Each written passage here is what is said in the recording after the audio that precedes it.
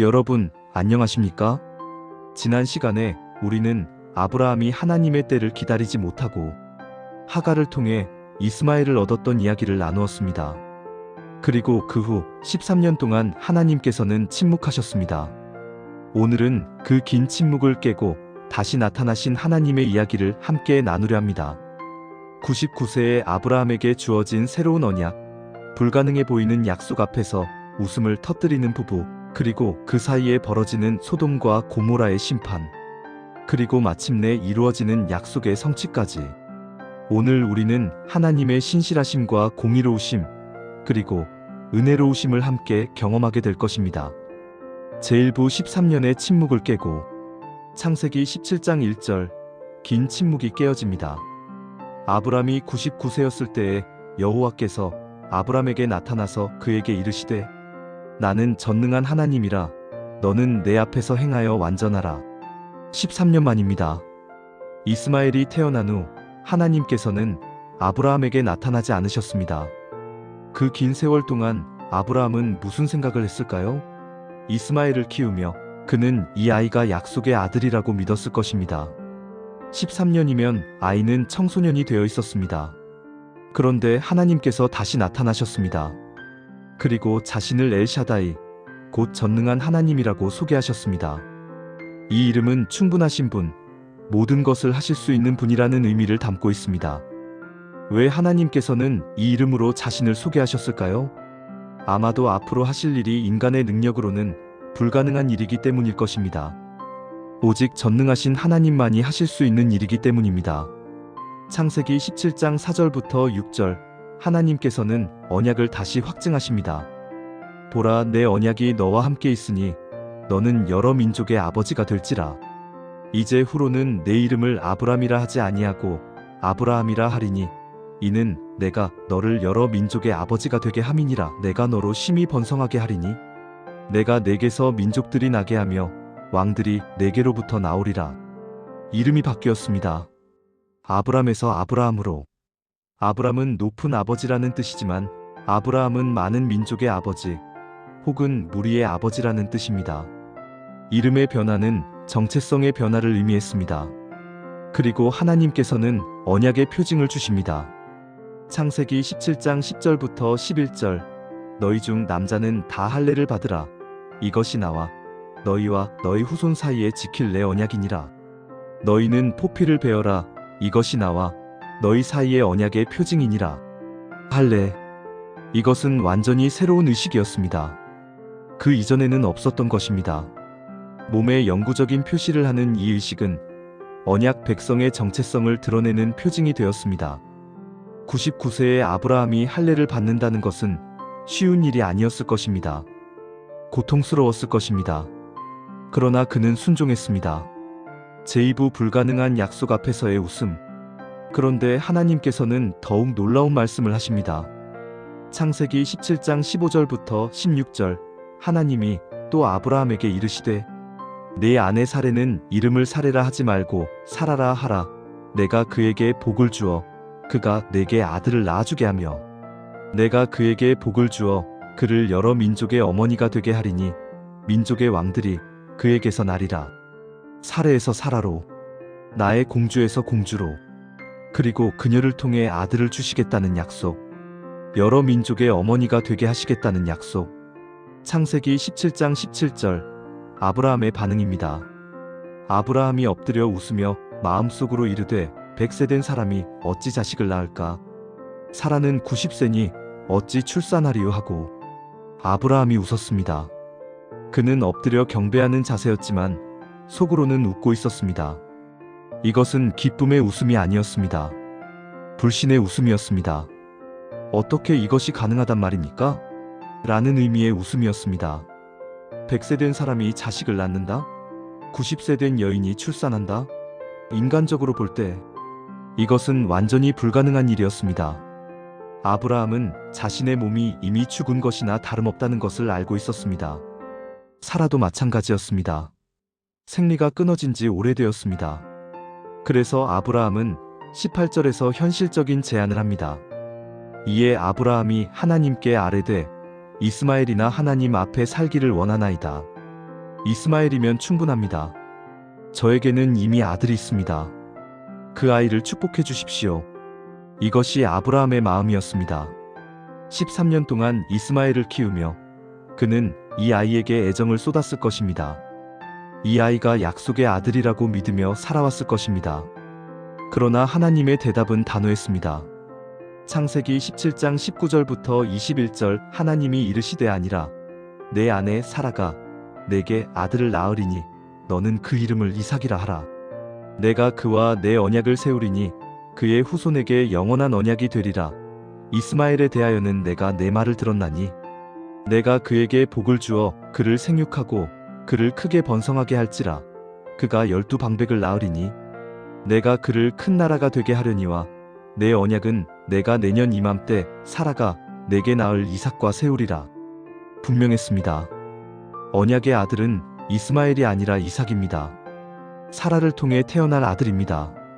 하나님께서는 이스마엘도 축복하시겠다고 약속하셨지만 언약은 이삭과 세우시겠다고 하셨습니다. 그리고 시간까지 구체적으로 말씀하셨습니다. 내년 이맘때, 더 이상 막연한 미래가 아닙니다. 정확히 1년 후입니다. 제3부 마물의 상수리 나무 아래서. 창세기 18장 때는 한낮의 더운 시간이었습니다. 아브라함이 장막문에 앉아 있을 때 세 사람이 그에게 나타났습니다.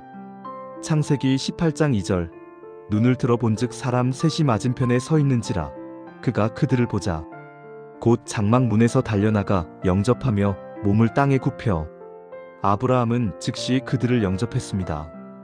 고대 근동의 환대 문화에서 나그네를 대접하는 것은 중요한 덕목이었습니다. 특히 더운 날 여행하는 사람들에게 그늘과 물과 음식을 제공하는 것은 당연한 일이었습니다. 그러나 아브라함의 환대는 특별했습니다. 그는 단순한 나그네가 아니라는 것을 직감적으로 알았던 것 같습니다. 그는 사라에게 급히 최고급 밀가루로 떡을 만들게 했고 자신은 직접 송아지떼로 달려가 가장 좋은 송아지를 골라 잡아 요리하게 했습니다. 창세기 18장 8절. 아브라함이 버터와 우유와 하인이 요리한 송아지를 가져다가 그들 앞에 차려놓고 나무 아래에 모셔 섬에 그들이 먹으니라. 대접을 마친 후 그들이 물었습니다. 창세기 18장 9절. 그들이 아브라함에게 이르되 내 아내 사라가 어디 있느냐? 이 질문은 이상했습니다. 그들은 사라의 이름을 알고 있었습니다. 그리고 10절. 놀라운 선포가 이어집니다. 그가 이르시되 내년 이맘때 내가 반드시 내게로 돌아오리니 내 아내 사라에게 아들이 있으리라. 17장에서 하나님께서 하신 말씀과 똑같은 내용입니다. 이제 아브라함은 확실히 알았을 것입니다. 이들은 단순한 나그네가 아니라 여호와께서 보내신 천사들, 아니 여호와 자신이셨던 것입니다. 그런데 사라는 이 대화를 엿듣고 있었습니다. 장막 뒤에서 말입니다. 창세기 18장 11절부터 12절. 아브라함과 사라는 나이가 많아 늙었고 사라에게는 여성의 생리가 끊어졌는지라. 사라가 속으로 웃고 이르되 내가 노쇠하였고 내 주인도 늙었으니 내게 무슨 즐거움이 있으리요. 사라도 웃었습니다. 아브라함이 하나님 앞에서 웃었던 것처럼 사라도 장막 뒤에서 웃었습니다. 그녀의 웃음에는 오랜 세월의 실망과 체념이 담겨 있었습니다. 나이 많은 우리 부부에게 무슨 자식이 생긴다는 말인가? 생리도 끊어진 지 오래인데? 그러나 여호와께서는 그 웃음을 아셨습니다. 창세기 18장 13절부터 14절. 여호와께서 아브라함에게 이르시되 사라가 왜 웃으며 이르기를 내가 늙었거늘 어떻게 아들을 낳으리요 하느냐? 여호와께 능하지 못한 일이 있겠느냐? 기한이 이를 때에 내가 내게로 돌아오리니 사라에게 아들이 있으리라. 여호와께 능하지 못한 일이 있겠느냐? 이것이 핵심입니다. 인간에게는 불가능하지만 하나님께는 가능합니다. 전능하신 하나님 엘샤다이께는 불가능한 일이 없습니다. 사라는 두려워서 부인했습니다. 15절. 사라가 두려워서 부인하여 이르되 내가 웃지 아니하였나이다. 이르시되 아니라 내가 웃었느니라. 하나님께서는 사라의 마음을 아셨습니다. 그녀의 웃음을, 그녀의 불신을, 그러나 동시에 그녀의 고통도 아셨습니다. 제4부 타락한 소돔을 구하기 위한 아브라함의 중보. 세 사람이 소돔을 향해 떠나려 할 때 여호와께서는 아브라함에게 자신의 계획을 밝히십니다. 창세기 18장 20절부터 21절. 여호와께서 또 이르시되 소돔과 고모라에 대한 부르짖음이 크고 그 죄악이 심히 무거우니 내가 이제 내려가서 그 모든 행한 것이 과연 내게 들린 부르짖음과 같은지 그렇지 않은지 내가 보고 알려하노라. 소돔과 고모라, 롯이 선택했던 그 비옥한 땅. 그러나 그곳 사람들은 여호와 앞에 악하며 큰 죄인들이었습니다. 그들의 죄악이 하늘에 사무쳤고 하나님께서 심판하시기로 결정하신 것입니다.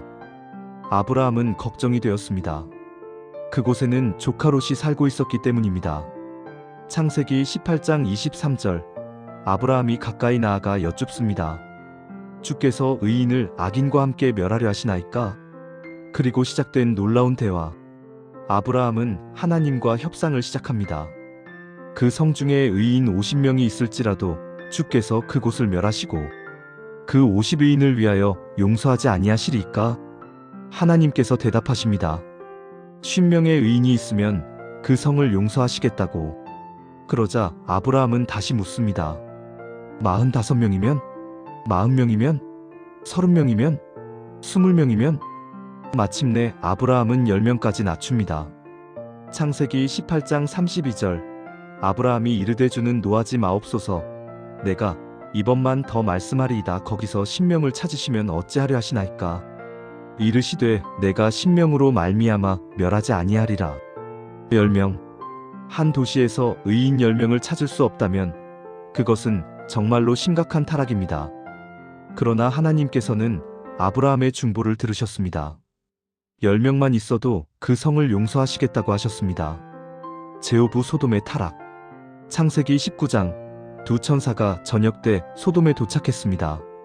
롯은 성문에 앉아 있다가 그들을 보고 영접했습니다. 그는 아브라함에게서 배운 환대의 정신으로 그들을 자기 집으로 모셨습니다. 그러나 창세기 19장 4절부터 5절. 끔찍한 일이 벌어집니다. 그들이 눕기 전에 그 성사람 곧 소돔 백성들이 노소를 막론하고 사방에서 다 모여 그 집을 에워싸고 롯을 부르고 그에게 이르되 오늘 저녁에 내게 온 사람들이 어디 있느냐? 이끌어내라. 우리가 그들을 상관하리라. 온 성읍의 남자들이 노인부터 젊은이까지 모두가 롯의 집을 에워쌌습니다. 그들은 손님들을 성적으로 학대하려 했습니다. 이것은 단순한 죄가 아니라 극도로 타락한 사회의 모습이었습니다. 롯은 손님들을 보호하려 했지만 그의 노력은 무기력했습니다. 오히려 소돔 사람들은 롯을 위협했습니다. 창세기 19장 9절. 그들이 이르되 너는 물러나라. 또 이르되 이자가 들어와서 거류하면서 우리를 판단하려 드는도다. 이제 우리가 그들보다 너를 더 헤아리라. 롯은 이방인이었습니다. 소돔에서 오래 살았지만 그는 여전히 외부인이었습니다. 그리고 그의 의로운 삶은 소돔 사람들에게 눈의 가시였습니다.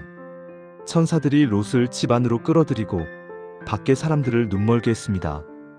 그리고 10절부터 13절. 그들은 롯에게 말했습니다. 내게 속한 자들이 또 있느냐? 내 사위나 자녀나 성 중에 내게 속한 자들을 다 성 밖으로 이끌어내라. 그들에 대한 부르짖음이 여호와 앞에 크므로 여호와께서 이곳을 멸하시려고 우리를 보내셨나니 우리가 이곳을 멸하리라. 제6부 롯의 구원과 심판. 롯은 사위들에게 갔습니다. 창세기 19장 14절. 롯이 나가서 그 딸들과 결혼할 사위들에게 말하여 이르되 여호와께서 이 성을 멸하실 터이니 너희는 일어나 이곳에서 떠나라 하되 그의 사위들은 농담으로 여겼더라. 비극입니다. 롯의 경고를 아무도 진지하게 받아들이지 않았습니다. 그들은 롯을 비웃었습니다. 롯이 소돔에서 얼마나 영향력이 없었는지 알 수 있습니다. 동이틀 무렵 천사들이 재촉했습니다. 창세기 19장 15절부터 16절. 동틀 때에 천사들이 롯을 재촉하여 이르되 일어나 여기 있는 네 아내와 내 두 딸을 이끌어내라. 이 성의 죄악 중에 함께 멸망할까 하노라. 그러나 롯이 지체하매 그 사람들이 롯의 손과 그 아내의 손과 두 딸의 손을 잡아 인도하여 성 밖에 두니 여호와께서 그에게 차비를 더하심이었더라. 롯은 지체했습니다. 떠나기가 망설여졌던 것입니다. 소돔에서의 삶, 그가 쌓아온 모든 것을 버리고 떠나야 했기 때문입니다. 그래서 천사들이 그의 손을 붙잡고 끌어냈습니다. 이것은 여호와의 자비였습니다. 17절 그 사람들이 그들을 밖으로 이끌어낸 후에 이르되 도망하여 생명을 보존하라. 뒤를 돌아보거나 이 들에 머물지 말고 산으로 도망하여 멸망함을 면하라. 명령은 분명했습니다. 뒤를 돌아보지 말라. 그러나 창세기 19장 26절 롯의 아내는 뒤를 돌아보았으므로 소금 기둥이 되었더라. 롯의 아내는 순종하지 못했습니다. 그녀는 뒤를 돌아보았고 소금 기둥이 되었습니다. 그녀의 마음이 여전히 소돔에 매여 있었기 때문입니다. 창세기 19장 24절부터 25절 심판이 내렸습니다. 여호와께서 하늘 곧 여호와께로부터 유황과 불을 소돔과 고모라에 비같이 내리사 그 성들과 온들과 성에 거주하는 모든 백성과 땅에 난 것을 다 엎어 멸하셨더라. 하늘에서 유황과 불이 비처럼 내렸습니다. 소돔과 고모라 그리고 그 주변의 성읍들이 완전히 멸망했습니다. 의인 10명을 찾을 수 없었던 그 성읍들은 하나님의 심판을 받았습니다.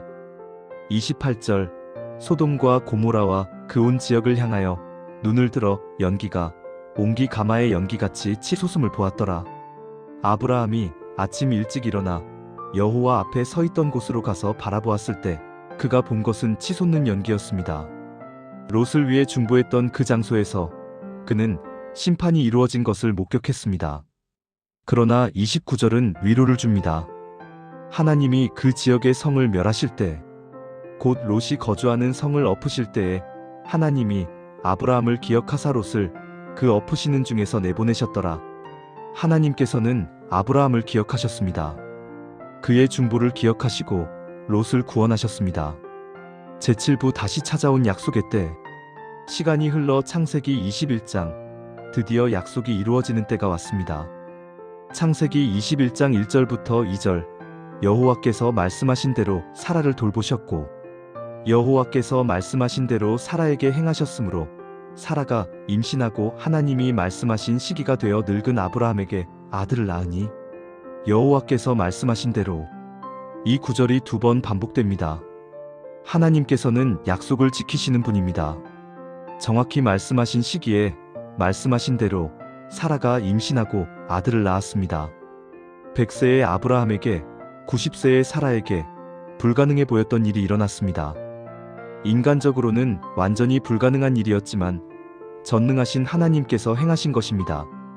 창세기 21장 3절 아브라함이 그에게 태어난 아들 곧 사라가 자기에게 낳은 아들을 이름하여 이삭이라 하였고 이삭 이 이름은 그가 웃는다 혹은 웃음이라는 뜻입니다. 아브라함이 웃었던 그 웃음, 사라가 웃었던 그 웃음을 기억하는 이름입니다. 불신의 웃음이 이제 기쁨의 웃음으로 바뀐 것입니다. 창세기 21장 5절부터 7절 사라의 고백이 이어집니다. 아브라함이 그의 아들 이삭이 그에게 태어날 때에 100세였더라. 사라가 이르되 하나님이 나를 웃게 하시니 듣는 자가 다 나와 함께 웃으리로다. 또 이르되 사라가 자식들을 젖먹이겠다고 누가 아브라함에게 말하였으리오마는 아브라함의 노년에 내가 아들을 낳았도다 하니라. 하나님이 나를 웃게 하시니 이제 사라의 웃음은 달라졌습니다. 불신의 웃음이 아니라 기쁨의 웃음입니다. 감사의 웃음입니다. 놀라움의 웃음입니다.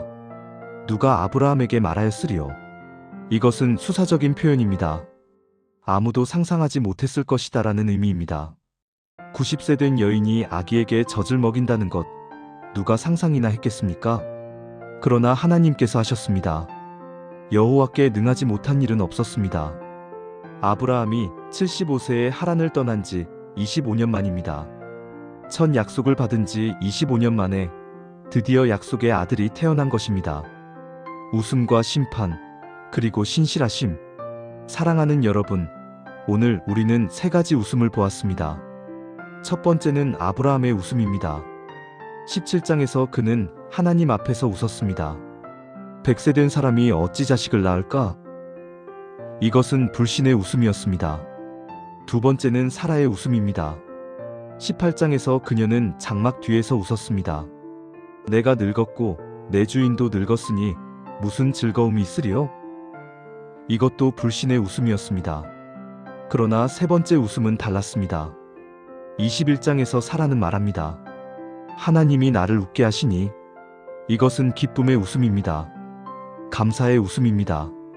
하나님께서는 불신의 웃음을 기쁨의 웃음으로 바꾸셨습니다. 조롱의 웃음을 찬양의 웃음으로 바꾸셨습니다. 이것이 우리 하나님의 역사하심입니다. 그리고 우리는 소돔과 고모라의 심판을 보았습니다. 이것은 우리에게 하나님의 공의로우심을 가르쳐 줍니다. 하나님께서는 죄를 간과하지 않으십니다. 죄가 가득한 곳에 심판이 임합니다. 그러나 동시에 우리는 하나님의 자비도 보았습니다.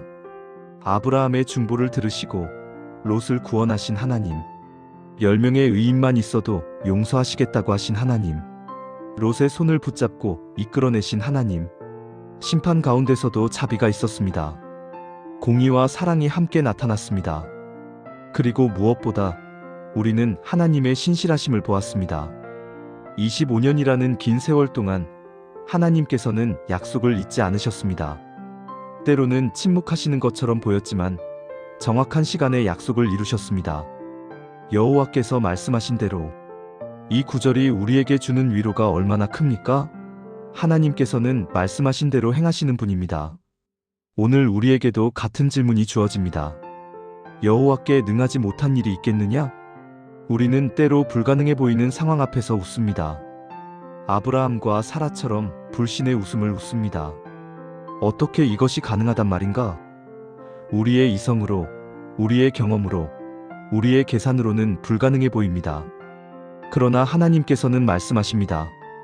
여호와께 능하지 못한 일이 있겠느냐? 우리에게는 불가능하지만 전능하신 하나님께는 가능합니다. 로마서 4장 20절부터 21절은 아브라함의 믿음을 이렇게 증언합니다. 믿음이 없어 하나님의 약속을 의심하지 않고 믿음으로 견고하여져서 하나님께 영광을 돌리며 약속하신 그것을 또한 능히 이루실 줄을 확신하였으니 아브라함도 처음에는 웃었습니다. 의심했습니다. 그러나 결국 그는 하나님의 약속을 확신했고 하나님께서 능히 이루실 줄을 믿었습니다. 그리고 마침내 약속이 이루어졌을 때 그의 불신의 웃음은 기쁨의 웃음으로 바뀌었습니다. 이삭이라는 이름 자체가 그 변화의 증거입니다. 다음 시간에는 이삭이 자라고 이스마엘과의 갈등이 일어나고 마침내 아브라함이 가장 큰 시험을 맞이하는 이야기를 나누겠습니다. 내 아들, 내 사랑하는 독자 이삭을 번제로 드리라는 하나님의 명령 앞에서 아브라함은 어떻게 반응할까요? 여러분, 오늘 혹시 불가능해 보이는 약속 앞에서 불신의 웃음을 웃고 계십니까? 하나님의 말씀이 너무 비현실적으로 느껴집니까? 아브라함과 사라를 기억하십시오. 그들도 그랬습니다. 그러나 하나님께서는 신실하셨습니다. 여호와께 능하지 못한 일은 없습니다. 그분은 약속을 지키시는 하나님이십니다. 말씀하신 대로 행하시는 하나님이십니다. 불신의 웃음을 기쁨의 웃음으로 바꾸시는 하나님이십니다. 오늘도 여러분의 삶 속에서 하나님의 신실하심을 경험하시기를 기도합니다.